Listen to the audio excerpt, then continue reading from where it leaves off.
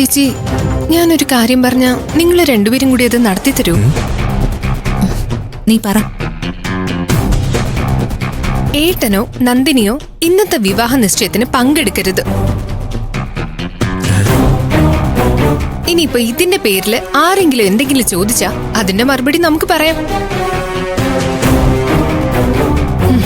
ഇനിയിപ്പോ നന്ദിനി എന്തെങ്കിലും ചെയ്തിട്ടാണെങ്കിലും ഏട്ടൻ അങ്ങോട്ട് വരാതെ നോക്കണം. നീ എന്തൊക്കെയാടി പറയുന്നേ? ഇതിന്റെ പേരിൽ നന്ദിനി എന്തെങ്കിലും ചെയ്യാമെന്ന് നമ്മൾ കരുതിയാൽ നിശ്ചയം മുടങ്ങും. അതെങ്ങനെ? നന്ദിനി എന്തെങ്കിലും ചെയ്യുന്ന ആളെ സൂര്യ മിക്കവാറും തീക്കുമല്ലോ. കുടുംബത്തിലൊരു മരണം നടന്നു കഴിഞ്ഞാൽ പിന്നെ വേറൊരു ചടങ്ങ് അന്ന് തന്നെ നടക്കുവോ? എനിക്കെന്തായാലും ചാവാനൊന്നും പറ്റില്ല. ഇനിയൊരു 70 വയസ്സൂടെ എനിക്ക് ജീവിക്കണം. അതുകൊണ്ട് ഇതിലിടപെടാനൊന്നും ഞാനില്ല. ഇന്ദ്രജെ, താനേ എന്താന്ന് വെച്ചാൽ അങ്ങ് ചെയ്തോ. എടി, നീ ഒന്ന് സമാധാനിക്കേ. മമ്മിയുണ്ട്, ഹരിതയുണ്ട്, ബാക്കി എല്ലാവരും ഉണ്ടല്ലോ. എന്ത് പ്രശ്നം വന്നാലും അവര് നോക്കിക്കോളും. ഏട്ടനാണത്ര മനുഷ്യന് നാണം കെടുത്താൻ വേണ്ടി മാത്രം ഒരു ജന്മം. അയാൾക്ക് ജീവിക്കണം, അയാൾക്ക് ആളാവണം, അല്ലാതെ മറ്റുള്ളവരെ കുറിച്ച് ചിന്തിക്കേ വേണ്ട. രഞ്ജിത്തിനെ നാണം കെടുത്തുന്നത് പല സമയത്ത് ഞാൻ കണ്ടതാ. നോക്കിക്കോ, ഇനി അത് ആവർത്തിക്കാനാ ഉദ്ദേശമെങ്കിൽ ഞാൻ ഏട്ടന്റെ മുന്നിൽ കൈ ചൂണ്ടി സംസാരിക്കും. അപ്പൊ ഏതാണ്ട് തീരുമാനമായി. ഗംഭീരാവും. വിജയ്, ഒന്ന് പോകുന്നുണ്ടോ? ഞാൻ പോയാ നിങ്ങൾക്ക് സമാധാനം കിട്ടുമെങ്കിൽ ഞാൻ പോയേക്കാം. പക്ഷേ നിങ്ങൾ രണ്ടുപേരുവേ കൂടുതൽ പ്ലാനിങ് ഒന്നും വേണ്ട.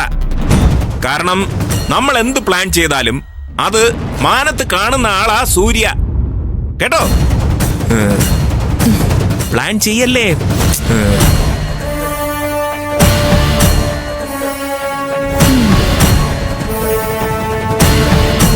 ചേച്ചി പോട്ടെ. എങ്ങനെയെങ്കിലും ഈ വിവാഹം ഒന്ന് നടന്നു കിട്ടിയാ നിനക്ക് രഞ്ജിത്തിനോടൊപ്പം പറക്കാലോ. പിന്നെ ആര് വരുന്ന ശല്യപ്പെടുത്താൻ? അങ്ങനെ ആലോചിക്ക്. സമാധാനിക്ക്.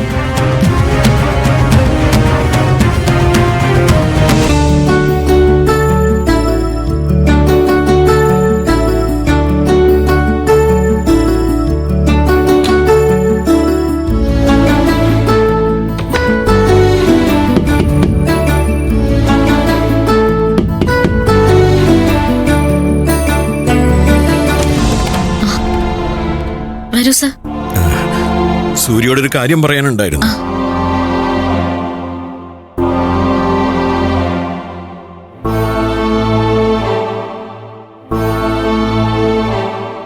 സൂര്യ, സൂര്യ. അച്ഛനാ? എന്താ അച്ഛാ? എന്താ ഈ നേരത്ത്? നിന്നോട് കുറച്ച് സംസാരിക്കാനുണ്ട്. നീ പോയി മുഖം കഴുകിയിട്ട് വാ.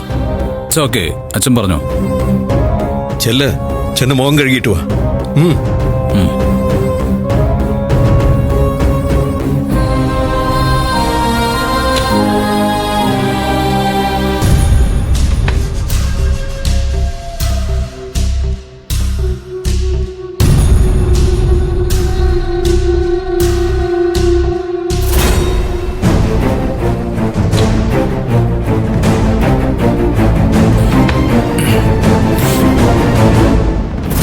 പറയാ.